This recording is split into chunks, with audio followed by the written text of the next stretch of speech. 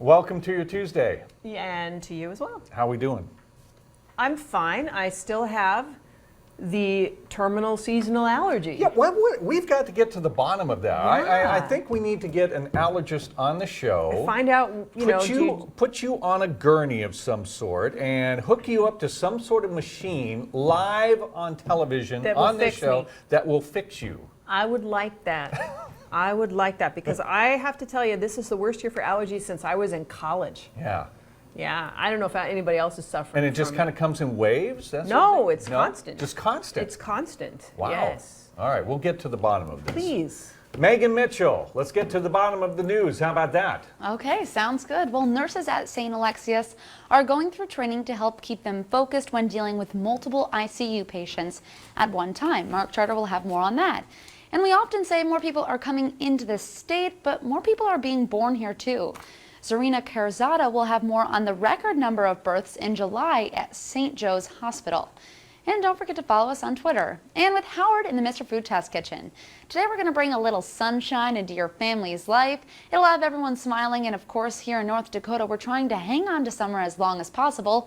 So we're going to do that by making today a very summery, lemony, and strawberry-y sunshine cake. A lot going on there. Yeah. Did you just make up a word? Sunshiny. I like that. It sounds like the Brady Bunch song. It's the sunshiny cake. No? No?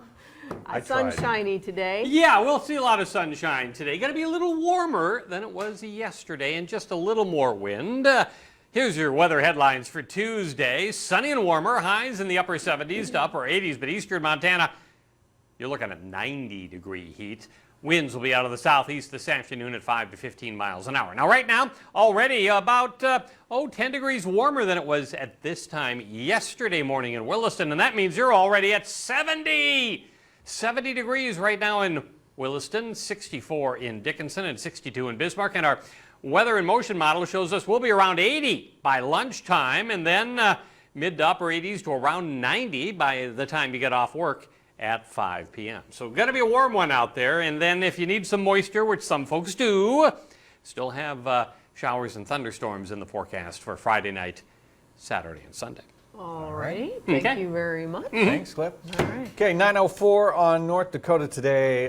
Really sad news out of Hollywood today. If you haven't heard, actor Robin Williams, actor and comedian extraordinaire, Robin Williams dead at the age of 63. And the latest media reports are saying that he died probably, they're conducting an investigation right now for the official cause, but they're saying, yeah, it looked like asphyxiation, an apparent suicide. So, this is really sad because, and this hit me like a ton of bricks. I don't know about you, but huge Robin Williams fan. And when I heard about this last night, it just, like I said, it was really devastating because I grew up on this guy. Well, he's, I think, probably the most talented comedian of our era, certainly. Yeah, yeah.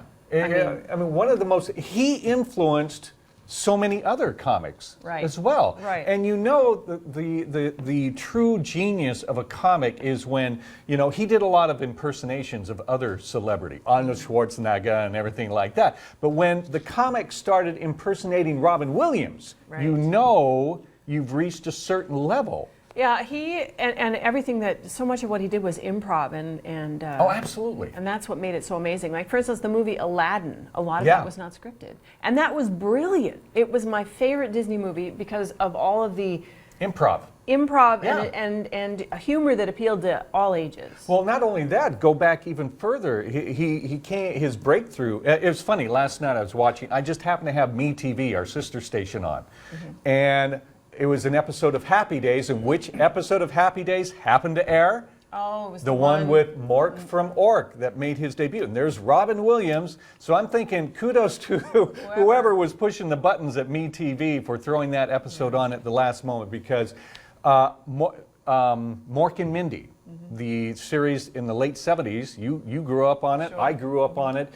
Nanu. Yeah, the producer of that show, they just used to write the scripts and go, okay, here's where Robin goes off. Because, again, so much of what made him a genius, he would just improv all of his lines. Yeah, to be able to think that fast, and yet he was he admitted he was kind of a tortured soul. Yeah, and you hear this, I don't know, repeatedly, but you hear this from time to time, these comic geniuses that, that end their lives too soon. Struggle so much They throughout struggle, their lives. they have, with Robin Williams, addiction, depression, things like that. They are tortured souls, and they often say that the reason they became comics in the first place was kind of to offset their tortured soul. It's so sad because, having had a brief bout with depression myself, I can understand where, coming at it from a healthy point of view, it's hard to understand. But looking back and thinking about that,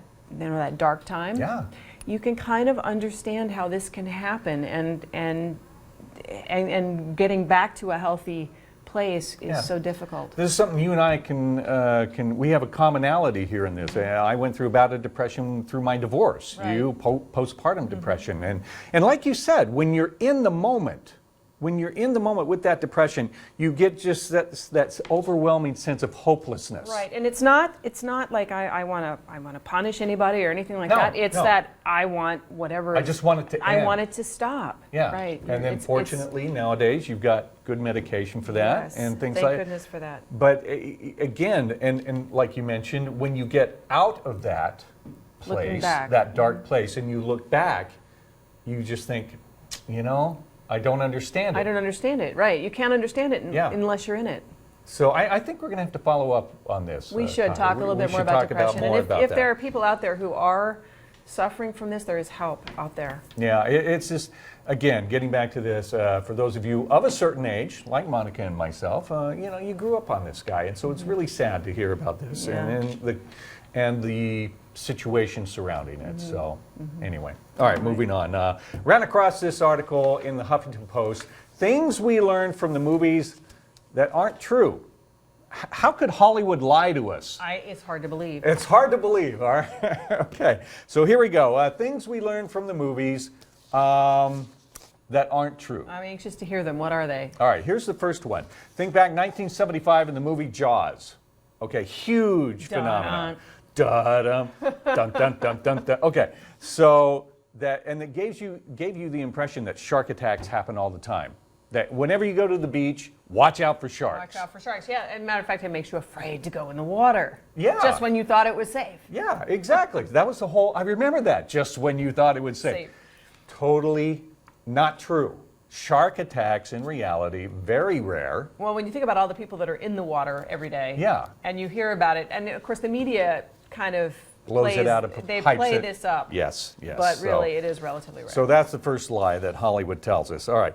How many times have you seen this in movies and in TV shows? Guy gets arrested, he's in jail, and he's yanking on the bars. I want my call. I want my one call. Phone call. Yeah, that's right. Totally made up. You can have as many. What, do they have a phone in your cell? What? This is a total product.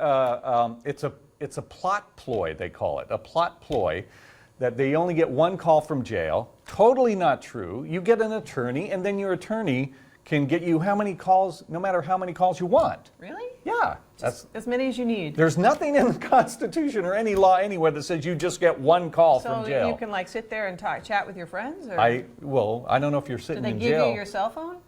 I don't know about that. I don't know about your cell phone. Hey, we'll have to look if you know, but this is let us know. another myth that Hollywood perpetuates. That it's probably good that we don't know this. Yeah. That we've all just kind of swallowed hook, line, and sinker. Okay, all right. How about if you're a fan of the 1995 film Braveheart? Mel Gibson. I have to say, while that was a good movie, I would never watch it again. Why? It was so disturbing. It was a great movie. So disturbing. Okay, so Mel Gibson, he's playing the character of William Wallace. William Wallace. I can't do it in a Scottish accent. No. Okay, William Wallace was in the 13th century of Scotland. Yes. And so what are they running around in? Kilts. All right, that's what they flip it. I thought that was the traditional thing that Scottish guys wore. Kilts weren't invented until 300 years lader, in the 1600s. What did they run around in? I don't know. I don't know. I don't know. Yeah, I don't know. But you think kilts, you think Scottish, and maybe they just painted themselves all blue. Maybe so. everywhere. Everywhere. So that you look like the Blue Man Group. Yeah, the fact that William Wallace wore a kilt, totally fiction. Okay? Well, that's distressing. All right, and then finally here I've got one more. Well, a couple more. You a James Bond fan? James Bond movies? I've seen some James Bond. Okay, a couple of things that you find in James Bond movies that are totally fiction. I thought most of it was totally fiction. Okay, you're in a plane. You're at Yes. 30,000 feet. Yes. Okay, someone, a fight breaks out in this James Bond movie and somebody shoots a gun. Yeah. And it goes through the window and the plane depressurizes and everybody just gets sucked out. Totally untrue. What happens? And they disproved this on the TV show Mythbusters, okay? Okay. They went up in a plane, they fired a shot through a window, and yeah, there was a little bit of sucking going through that window, but nobody's getting sucked out. Out of that little... A little hole. If it was an explosion, obviously, it's a different scenario, but a little bullet hole is not going to do anything. And then you remember the movie Goldfinger? Oh, yes. Where the gal, it dies because she's just totally dipped in gold paint and her skin suffocated. Remember that? Right. Okay, totally untrue. You breathe through your nose and your mouth. You know, You I can't went to suffocate your I skin. saw that movie at a drive-in. Yeah. I was in the back seat. My parents thought I would sleep through it. And then my mother will remember this. I kept popping up from the back seat talking about the character Kitty. Kitty. Think about it. I don't get The it. main character's name in that, the main female Okay. character. Never. All right, we're done. Okay. Well, coming up later in the show. You can't recover. It's everything you need to know about expiration dates. All right, later in the show, we've got the folks from Lillian's in the studio here, giving us a sneak peek Apricot Lane. Oh, no, that's right, Apricot Lane. I'm sorry. We got him all Fall verklempt and over winter here. fashion. I'm all messed up here. We'll be right back on North Dakota Today.